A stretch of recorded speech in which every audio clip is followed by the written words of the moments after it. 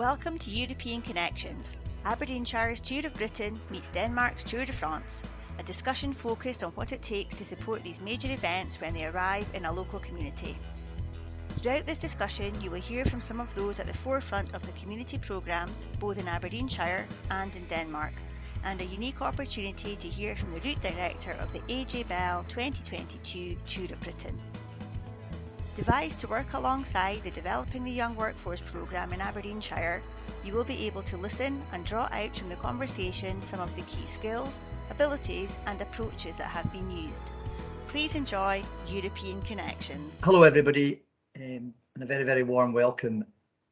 As many of you will be aware, the AJ Bell Tour of Britain 2022 kicks off in the northeast of Scotland on Sunday 4th of September, where stage 1 will open from Aberdeen City and Shire all the way through to Glenshee Ski Centre. Live Life Aberdeenshire, as part of Aberdeenshire Council, have developed a 2-week programme of events and activities in the lead up called Cycle Aberdeenshire. I'm delighted to say that we are joined today by Tour of Britain Route Director Andy Hawes, by Cycle Aberdeenshire Coordinator Malcolm Grant, and also, and the relevance of which will unfold, from Sonderburg in Denmark by Marie Fink. Sonderburg in Denmark having recently hosted a leg of the world famous Tour de France. A very, very warm welcome to all. Andy, as Tour of Britain Route Director, I'm going to come to yourself first, if I may. Now, we live here in the northeast of Scotland, so we are biased. However, what made you decide to kick off Tour of Britain here in our very own homeland? Well, first of all, good morning, and thank you for having me on this show. It's a good question. I guess it's a question that we get asked very regularly as to how do we choose regions, areas, so on and so forth. And I guess we hadn't really taken the race much further north than sort of Glasgow or Edinburgh in previous editions, and we had a round of the Tour Series, which is our city centre racing. So we had a round of our Tour Series in Aberdeen city centre a couple of years ago, and it was met with such great success. And the Shire and the city both said, you know what, can we get the Tour of Britain up here? And we went away and we thought about it, and I guess the only way that we could really make it work was that sign up for a 2-year deal.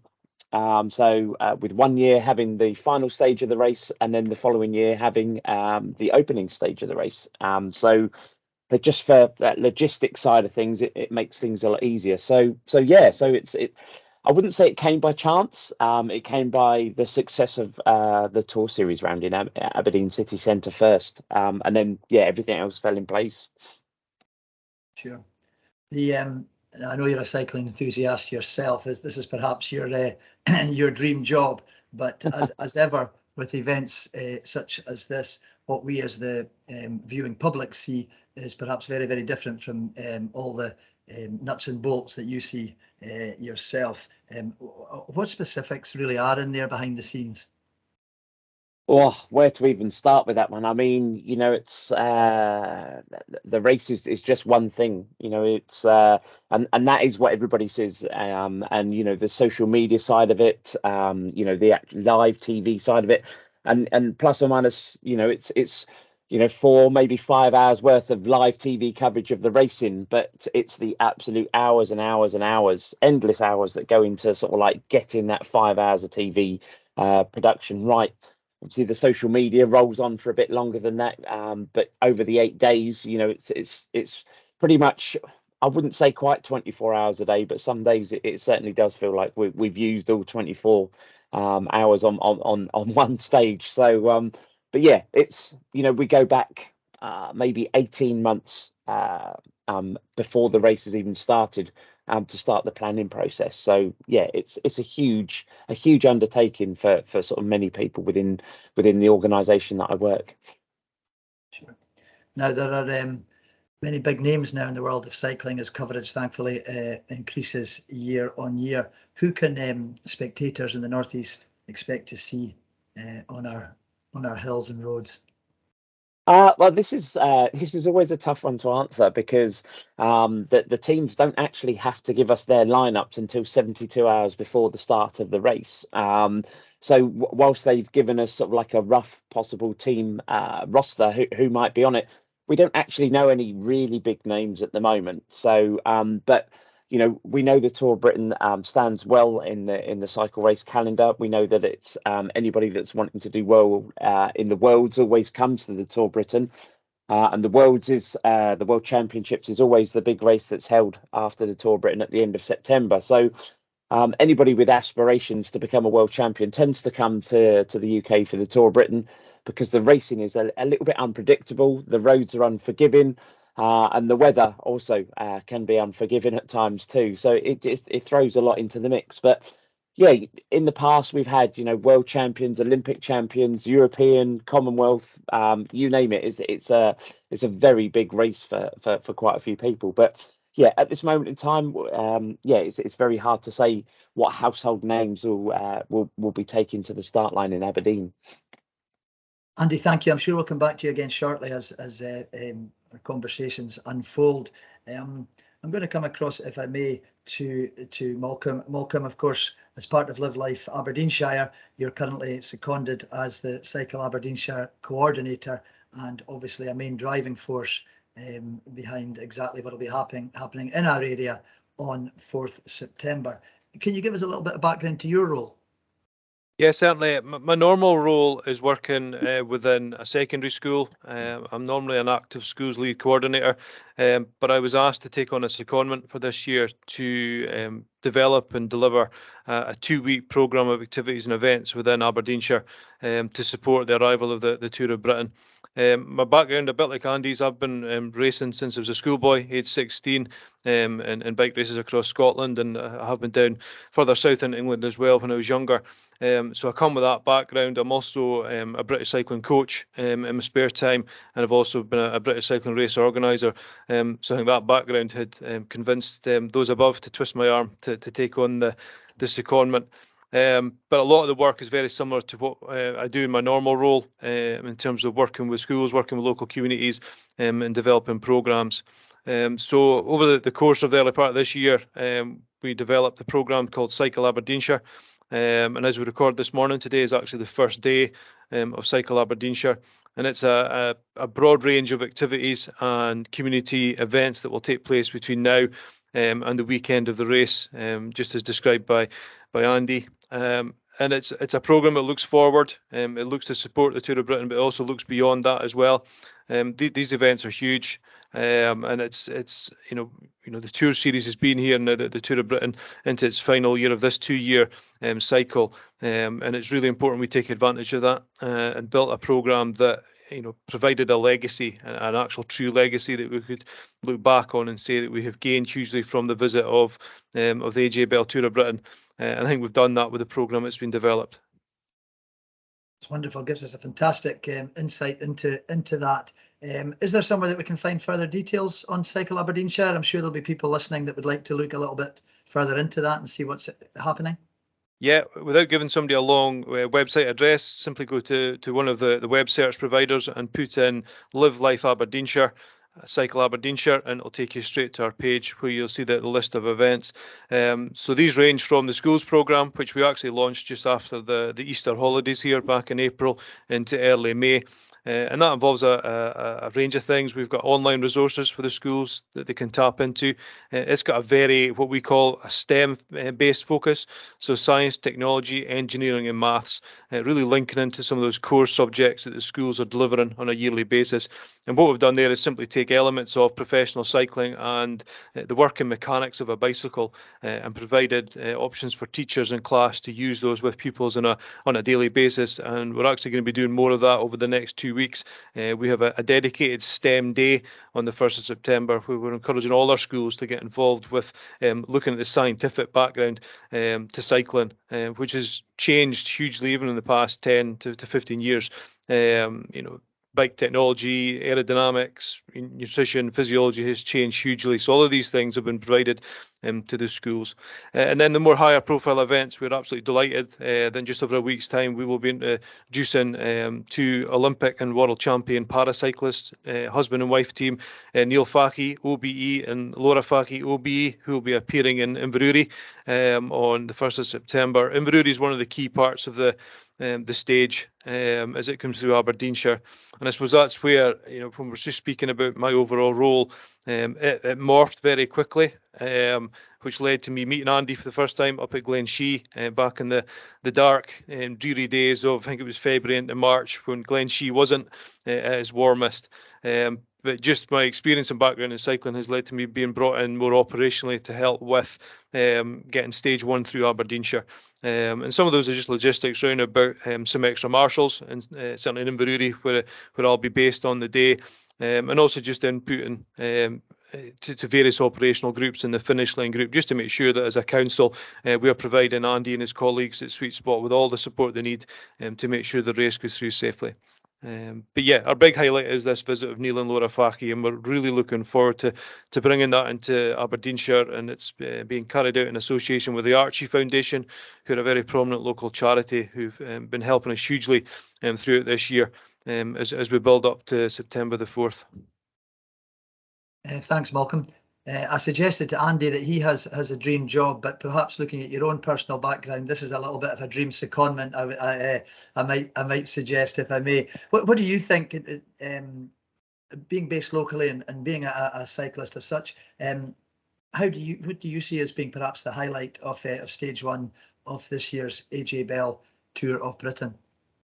I think I was out and watched last year's stage, and it was a very rural stage. I think partly because, the race was certainly, as with the rest of the world of cycling, was coming out of the lockdowns.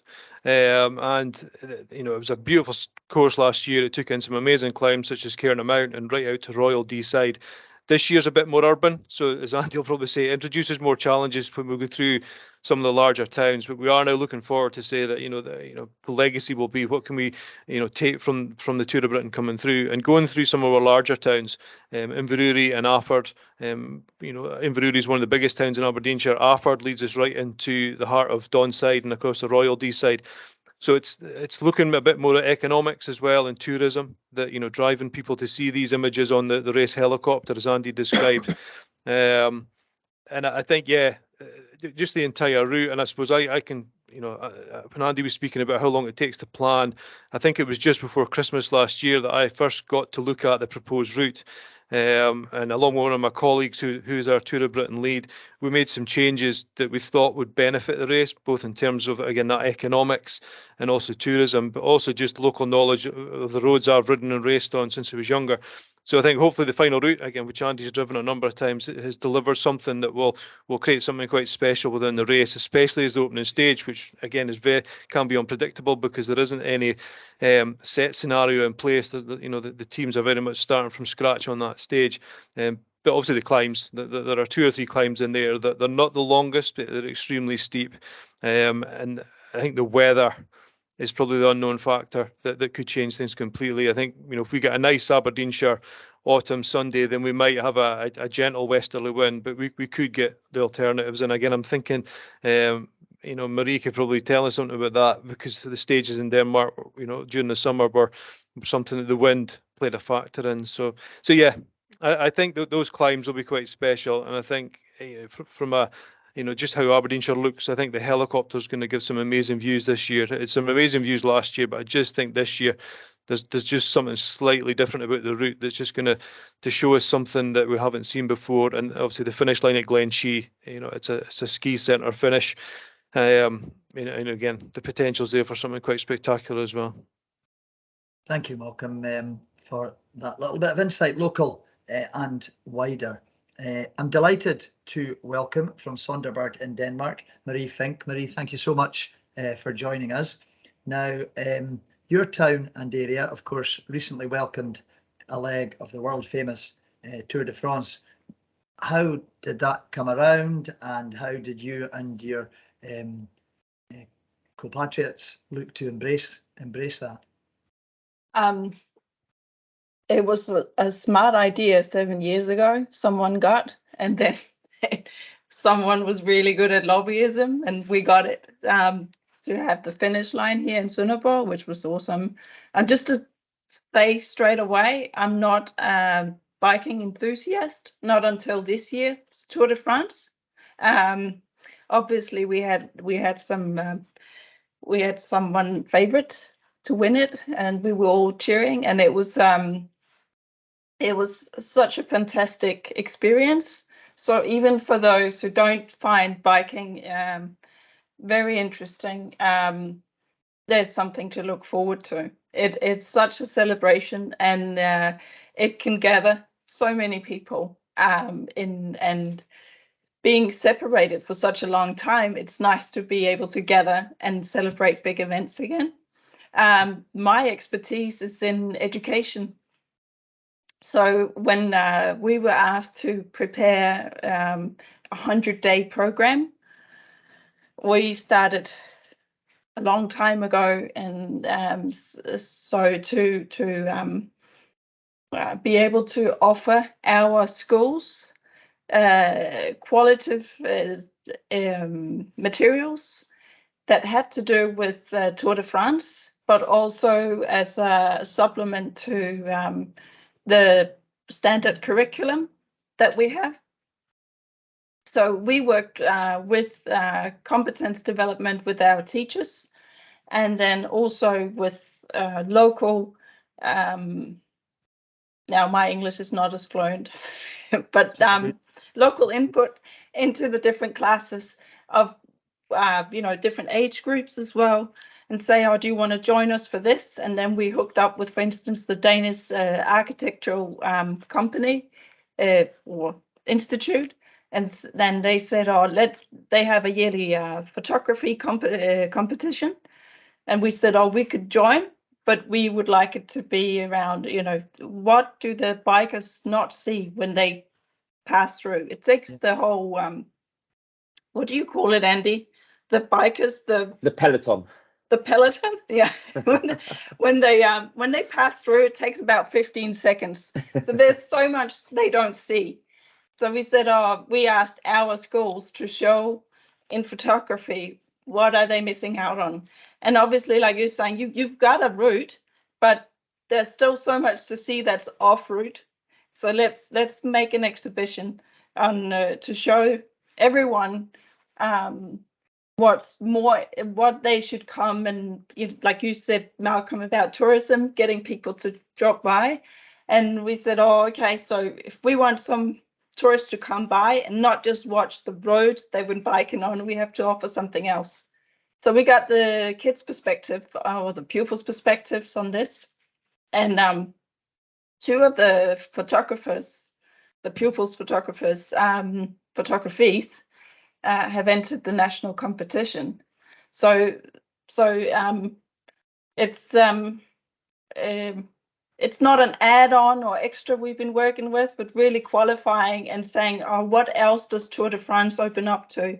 It's not just 15 seconds peloton, but it's so much more. And like you said, Andy, it's a lot of work. And you, Malcolm, you said you started before Christmas with this. I think we started, 2 years ago, looking into what can we do for our schools to feel like they are part of this celebration. They are part of this big tour. It may only be once in a lifetime, really.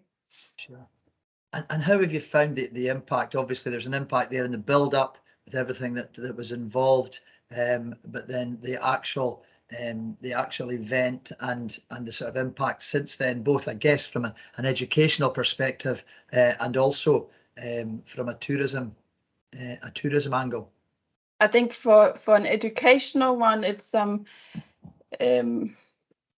think it's I don't know how to translate it from Danish to English, but what we're very focused on is keeping especially our eldest pupils motivated.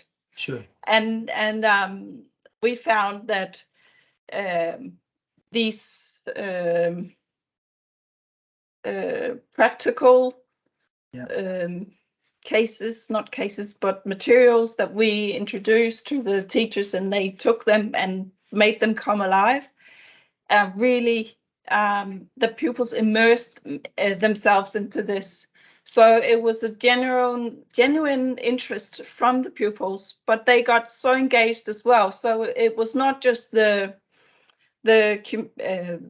shops celebrating more tourists, but it was also them, because they decorated the streets, they decorated the arts museum. So they were there, and they were visual. Sure. Yeah, I don't know how to. Yeah, excuse the language. No, not at all. That's wonderfully put. It certainly is. Thank you. Malcolm, you'll relate, I would imagine, to a lot of that with your teaching background and exactly the preparation that you've gone through in the last sort of 6 to 9 months. How do you feel this is going to fit in here in the northeast of Scotland and the impact? Yeah, I